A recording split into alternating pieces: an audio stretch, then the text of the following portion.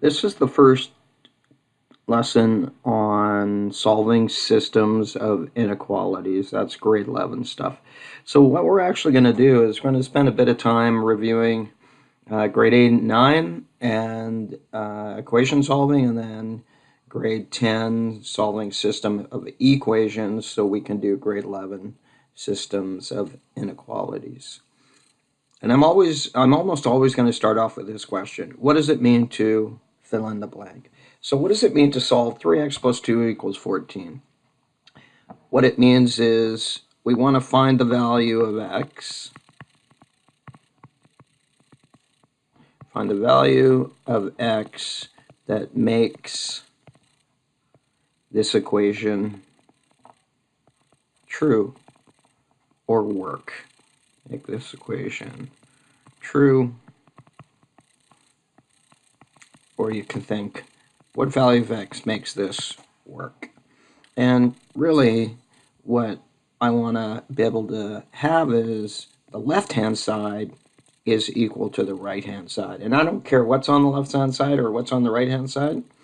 In this case, we only have a number on the right-hand side, but I wanna make the left hand equal to the right hand. It doesn't matter what the thing looks like. So this is really a grade 8 problem. It's called a two-step problem in grade 8. And here's how we would go ahead and solve it. We would subtract 2 from both sides. Again, what we do to one side, we do to the other to keep balance. And we would end up with 3x is equal to 12. And then we divide both sides by 3, and we get x equals 4.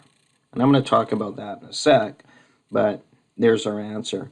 Now, you really want to get in the habit of checking your answer to make sure it's right.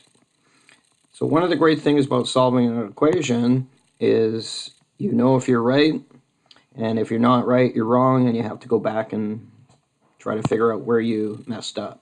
So in this one right here, I want to know, is this true?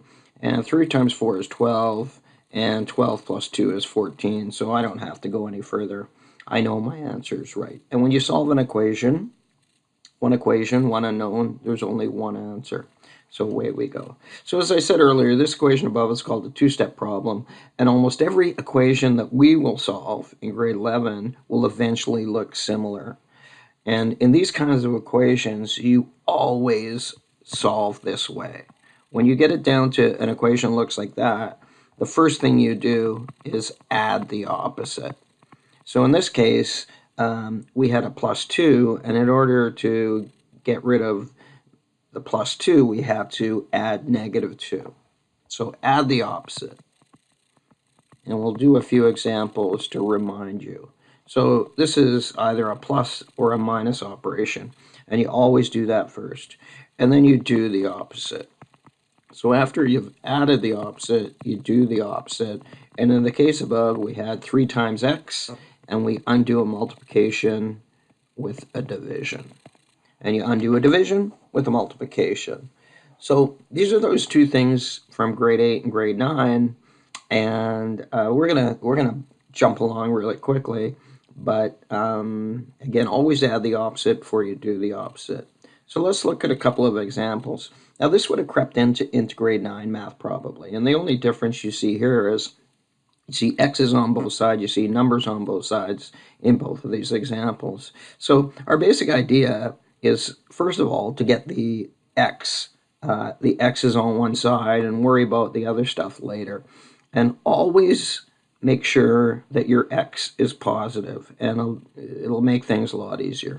So in this example right here, given that 4 is bigger than 3, I'm going to move the 3x to the left. And again, the way we're going to move that is we're going to add the opposite. And when we do that, we end up with x plus 2 equals negative 5. And that looks almost exactly like above. So again, we're going to isolate x. We're trying to solve for x. So in order to isolate x here, we're going to add the opposite. The opposite of 2 is negative 2, and we're going to add it to both sides to maintain balance, and we end up with x is equal to negative 7. So the other thing we have to be careful about when we solve equations is we have to be careful with our integer arithmetic and make sure we're dividing right and adding and subtracting right and being really careful. So then let's go check our answer. There's only one answer to this equation, and I hope it's -7. So really all I want to do is, does the left-hand side equal the right-hand side? 4 times -7 is -28. 3 times -7 is -21. -28 plus 2 is -26, and -21 minus 5 is -26. So there you go. We checked our answer, we know we're right, and there's nothing else we need to worry about. So similarly here, we have x's and numbers on both sides, and our first thing we always want to do is get the x's. Now you could move the numbers and the x's all in one go, but again, I think I'd suggest, just doing one thing at a time. So again, I always want to make sure my x is positive, so I'm going to move it this way this time, and we're left with 7. And now, this is like a grade 8 problem. You add the opposite before you do the opposite. And again, that says 7 times 8. We undo a multiplication with a division, and we get x is equal to -2. So let's go check our answer. -2 times 7, 21 plus 5 times that. So I'm just doing it in blue to highlight the substitution and to make sure we're putting the right thing in the right spot. So -2 times -2 is +4, and +5 times -2 is -10, so I'm going to get rid of the 2 signs right there, and 4 plus 7 is 11, and 21 minus 10 is 11, and where we go. So again, this is old stuff, grade 8, grade 9, but again, it turns out to be really important in what we're going to do. We have to be able to manipulate equations, move things around properly, and be comfortable.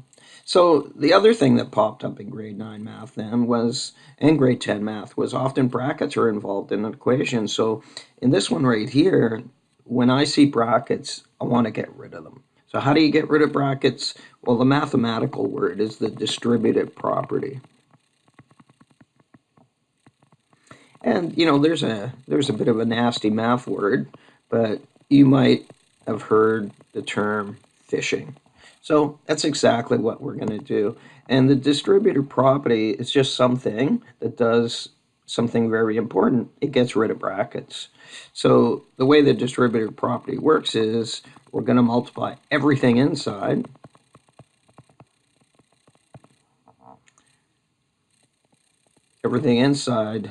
by the term outside. So let me just say number right now, because that's probably all it's going to be, the number outside. And again, part of the arithmetic we talked about earlier, you really have to be careful with the minus sign, and I'll highlight what I mean. So again, I just want to work through a few examples of solving an equation. So again, if you look at the first one, what do you see? I see brackets, I see x's all over the place. So here's that distributive property, and that's that idea of fishing. And again, it's a really good idea to draw those little hoops, because then you won't forget to multiply something when you should. So again, now we have x's on both sides. We always want to make sure our x thing is positive. So I'm going to add x to both sides. And there we are. We're back to a grade 8 problem. Subtract 8 from both sides. And undo a multiplication with a division, and we get x is equal to 1. And again, I'm going to go back and plug in just to make sure, and we have 1 and 1, and I think you can see that 2 times 5 equals 11 minus 1, 10 equals 10. So we have our right answer. So again, get rid of the brackets and do as before. But this last one, This is the beware of the minus sign, right? So this is different. This thing over here is a minus sign. It's minus 2, but again, we're not multiplying in that 2. That's just whatever this thing is. And then we're going to take away 2. This first one is negative 2 times that. So again, we got to be really careful with understanding what our math notation means. So we get negative 2x minus 20 plus x is equal to 3x plus 6 minus 2. So again, we're going to distribute. And notice what I did with that negative or minus sign. I highlighted it to make sure I knew I was multiplying in a negative. Now on the left-hand side, and the right-hand side, what you should now see is we have like terms. And I would highly recommend you collect the like terms as you go. So what is negative 2x plus x? Negative 2x plus x is negative 1x. And 6 minus 2 is plus 4. Again, we're in the same story. X's on both sides, numbers on both sides. Get the x's first. Add the opposite. Be careful with integer arithmetic. Do the opposite. And we get x is equal to negative 6. And again, I'm just going to substitute in to make sure my answer is right. And this is a worthwhile step. It doesn't take too long. You don't have to color code. But it is really important. So we have negative 2 times 4 minus 6 is equal to negative 3 times negative 4 minus 2. We have negative 8 minus 6. We have negative 12 minus 2. We have negative 14. We have negative 14. Of course, you can check this on your calculator too. Calculator is good for checking these answers. So again, there's a quick little review with a few hints of solving equations. We're going to solve inequalities, and we're going to find out they're almost the same. So it's really important to remember how you went about solving those equations in grade 8 and grade 9 and grade 10. So I'm just going to do a summary of the basic steps. If there were brackets, the first thing you're going to do is get rid of brackets. So again, that's what we want to do first. If there are like terms, we're going to combine like terms. It just makes things tidier. Then if we have x's all over the place, we're going to put our x's together. And as soon as we do that, now we're in grade 8 two-step problem. We're going to add the opposite. And finally, we're going to do the opposite. And if we follow this basic recipe, the only stuff that's going to trip us up is arithmetic.